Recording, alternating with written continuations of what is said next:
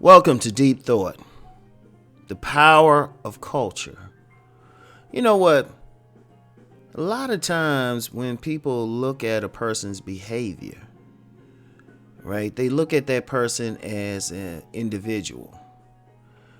But they just think, this person just behaves that way. But, and something I used to always say, if you want to know why a fish behaves the way it does, look at the water it's in.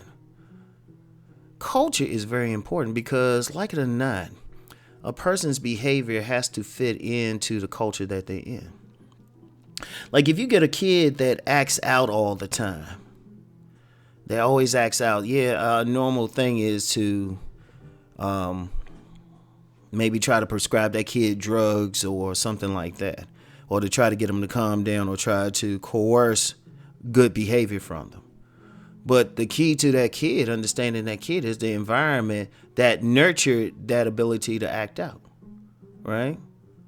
Because maybe that kid grew up in an environment or lives in an environment which is chaotic in itself, which you have a lot of kids, a lot of children across the country that live in those type of environments, right? Or if somebody has a certain behavior on how they interact with people, like say they have a guarded behavior. Okay, where did that come from? It's the culture. See, certain types of behavior is influenced by culture. And culture is just another way of saying cultivation, cultivating behavior. Like you can actually create a culture that cultivates a certain behavior. For example, I give an example in the black community, right? You have a growing culture of blacks who are practicing like religions outside the Abrahamic religions. There is a difference in their culture, particularly if they practice in maybe an African ancestral religion. There's a difference in their behavior, how they do things, how they walk and talk, because a culture actually influences our behavior to the point it does affect how we walk, how we talk, and as deep as it might sound and implausible, it can even affect your physical appearance. You say that, wow, okay. Say you have a culture or a subculture that emphasizes physical fitness. And indeed, many gyms or the whole fitness culture, that's a subculture. And even the gyms themselves, depending on their size, or even if they're small, that's a culture, that's a community.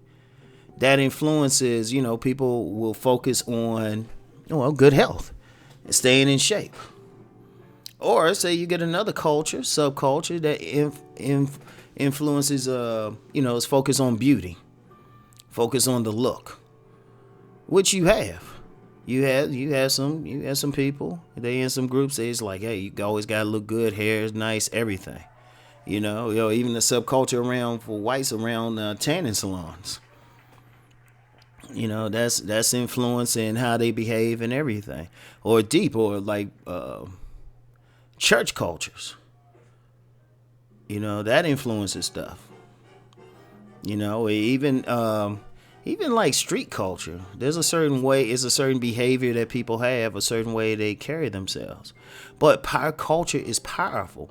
Like, one of the big, people know me for my relationship channel, what I say about relationships. And if we talk about black relationships, right, everybody want to say, the men are behaving badly, they're stupid, and you get some women who say the men want to behave badly, but really you have to look at the culture that people are trying to relate in. What does the culture say? Like, for example, people who follow my work know I talk about the masked man. Not so much Mr. Goodbar, but the masked man. That's the guy who looks good on the surface, right? The guy who has a status, money, and, nominally handsome. But what kind of culture like actually looks at those things? Right? I remember I was talking with a young man about black upper class culture. And I said, yeah, there's certain things, it's like the certain ways that they mate, interact with each other, and even sometimes even look a certain way. Because the culture will say, hey, you got to mate with this type of person. In fact, that's a very real thing within the black community. I mean, well, I'll just say paper bag test. You know?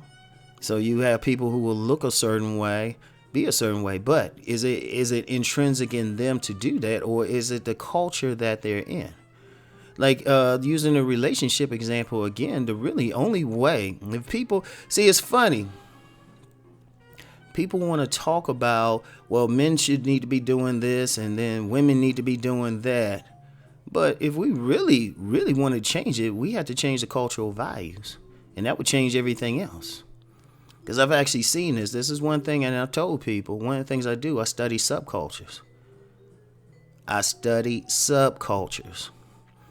And so it's a different way. Like I can go in different subcultures and they even relate to each other in a different way, under different circumstances. And, you know, even though I use the black community as an example, I've seen this, like I've studied a lot more white subcultures. They actually, you know, subcultures in the white community are actually easier to study because there is a more of a definition. In the black community, stuff tends to flow together like water. So it's like, you get... Yeah, it just flows together like water. So it takes a really fine eye to make differentiation between the different subcultures in the black community. There are plenty, but it's hard to tell even from people in the community. But, you know, it's a lot easier to tell in the white community.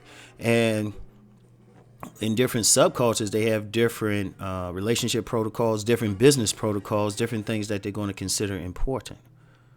That's how the most powerful thing is. And you know, people in power actually realize that. That's why they put a lot of money into media. You know, religion becomes important, education, because all of those influence certain cultures. And in fact, some corporations, they will actually create a culture. Like you have some corporations that will create something around their product, something that's based on the lifestyle. Like you have a lot of companies that cater to surfers or skateboarders. Hey, in fact, the skateboarders that's a very good example. I use that example on one of my business videos.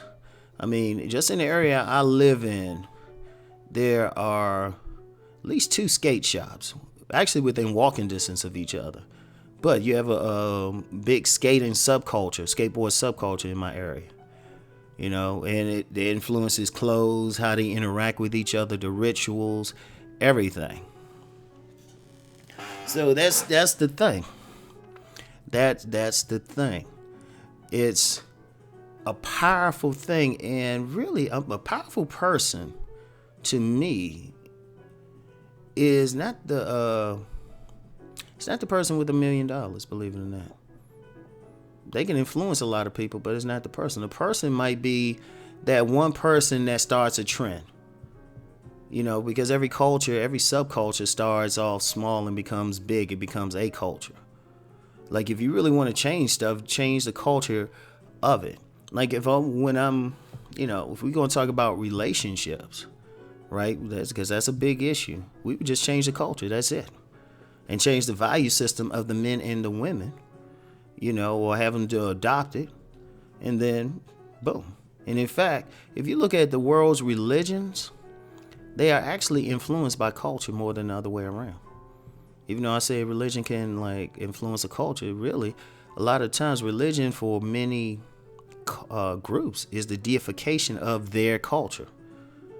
People create gods that look like them, that say they're superior, that says that they have a special relationship to God. And in fact, on a deep level, and this is a totally different video, you can actually create a movement just based on that motif, the chosen people motif. You can create a cohesive movement on that. So it's a powerful thing. Culture is a powerful thing because even in a household, you have a culture. When you have a family, that's a culture. Every single family Even if it's a single parent family, is a culture, because you have one family, they might really emphasize learning, they might have books around and everything. And accordingly, the people in that family, they're going to behave a certain way. But then you get the next household and all they got is like devices and entertainment and everything, no learning, anything like that. That influences stuff too. So it's something for you to think about. Culture is a powerful thing, very powerful. Very powerful. And like I said, that's why powerful people will put a lot of resources to influencing culture. So anyway, think on this. Keep rising and transforming. Peace.